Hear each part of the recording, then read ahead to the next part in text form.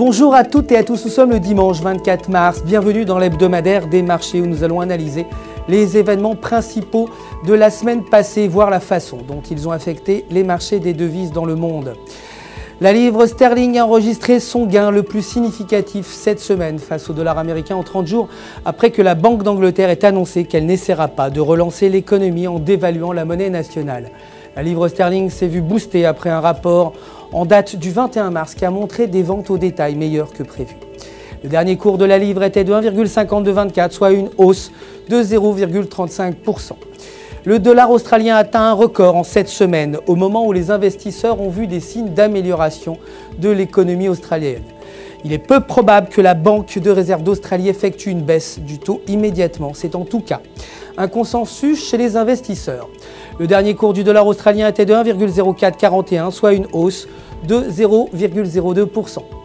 L'euro a enregistré des gains face à ses pairs après que la Chambre des représentants ait approuvé certaines mesures concernant le plan de sauvetage, suscitant une vague d'optimisme quant à un éventuel accord avec l'Union européenne.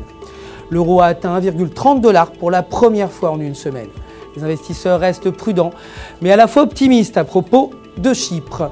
Le dernier cours de l'euro était de 1,2985, soit une hausse de 0,68%.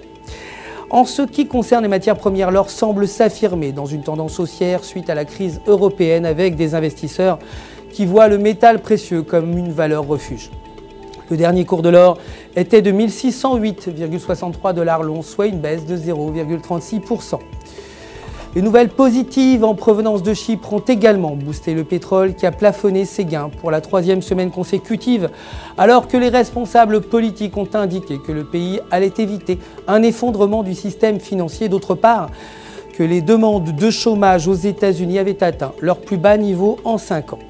Le dernier cours du pétrole WTI était de 93,71 $ le baril, soit une hausse de 1,36%. Voilà, c'est la fin de notre édition hebdomadaire. Je vous retrouve dès demain matin pour la quotidienne des marchés du FX. D'ici là, restez bien sûr avec nous sur www.ufxmarkets.com/fr pour tous vos besoins de trading en ligne. Votre conseiller personnel est prêt à répondre à toutes vos questions. Le centre d'assistance au trading du FX Markets vous souhaite une excellente journée de trading.